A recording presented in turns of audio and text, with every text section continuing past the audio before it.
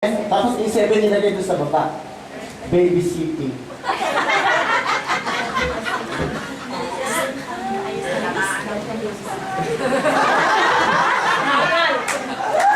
Maraming personal ito, ha? Now, if you value your time, huwag mong tatanggalin yung para sa Diyos. See, sabi nga nung nabasa ko, we may be adding life to our years, but let Christ add life to those years. Sa mga birthday po natin, praise the Lord. Oh, last Thursday po, nag-celebrate ako ng aking birthday.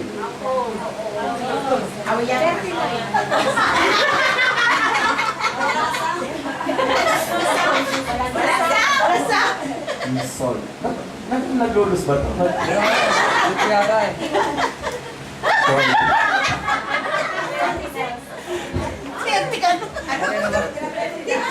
Hindi na po importante yun. Ang importante, nakikita niyo pa ako ito buhay. Okay? Out of the days of your life. 46, 46!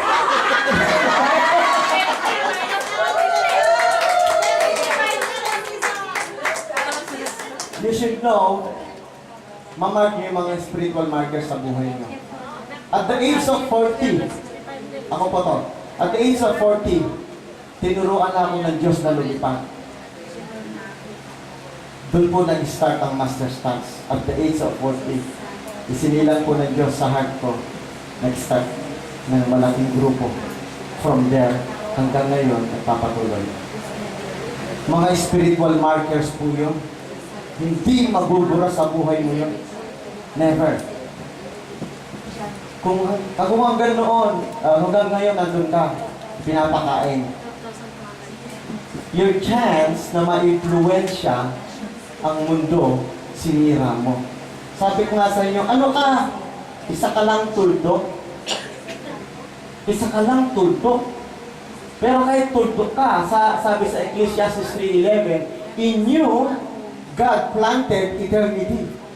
Sa iyo, there is a seed of eternity. Kaya ikaw, may connection ka sa eternity. Merong nasa iyo na kukonect ka sa eternity. Kahit tulpok ka lang, may pasabi ng Diyos sa iyo. I have saved you. Now that you are in my kingdom, halika dito. Halika tulpok. Parang ganito. Sabi ng Diyos, halika tulpok, harness. O tuldok amen. In you is eternity. Pero bibigyan kita ng 80 years. 80 years sa earth. Sabi niya. Pero, huwag mong kalilimutan. Sabi niya, babalik ka rin sa akin, ha? Magre-report ka.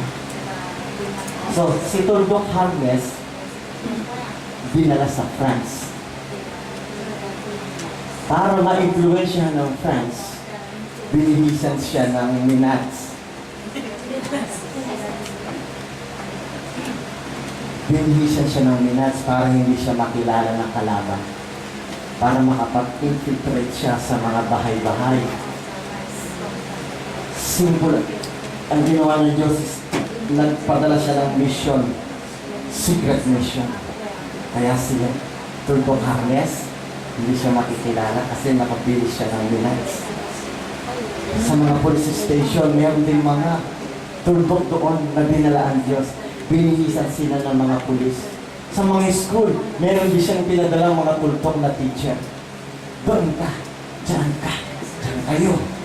You influence the earth. Pero, babalik kayo sa akin, mag-report kayo, ha? Yes, Lord. Yes, Lord. Yes, yes, Lord. Pagharap mo sa Diyos, ano na ang mai-report mo? See? Teach us to number our days so we may gain a heart of wisdom. That's the purpose. To have wisdom. Wisdom is doing the right things right. Because there are right things that are not done right. Mga tama pero ginagawa wala sa tamang panahon, wala sa tamang lugar, wala sa lahat. So, wisdom is, how will you know that you have already attained a heart of wisdom?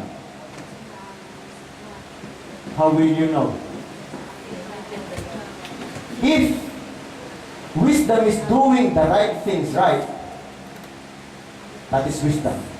So, you will know if you already have attained a heart of wisdom if when things are done right, that is order. Nasa kaayusan. So, wisdom is when everything is in order. So, if your life is in disorder,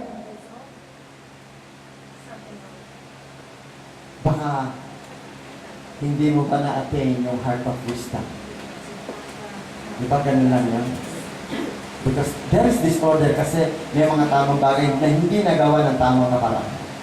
There is disorder. Pero here is the good thing. Hindi magsasawa ang Diyos na magtuturo sa iyo. Kaya si Moses, teach me.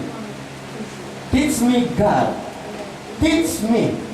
Ang Kristiyano, pag marunong lumapit at tumawag sa Diyos, nasasabihin niya, Lord, turuan mo.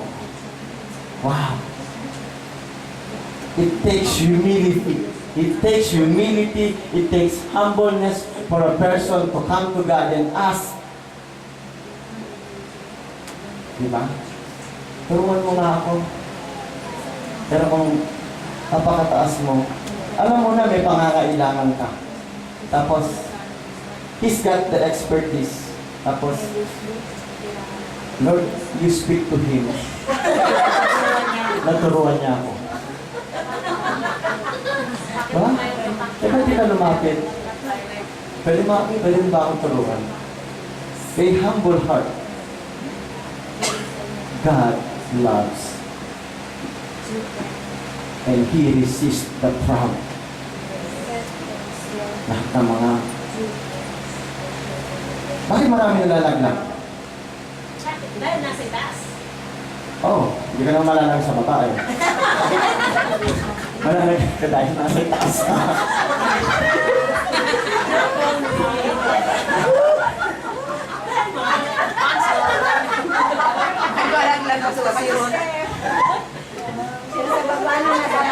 God bless you. Okay. Ang isang taong mabilis ang pagkalaglag ganito. Bakit? Bakit mabilis? Bakit mabilis bumagsak ang tao? Bakit? Meron akong pamangkin na nag-aaral pala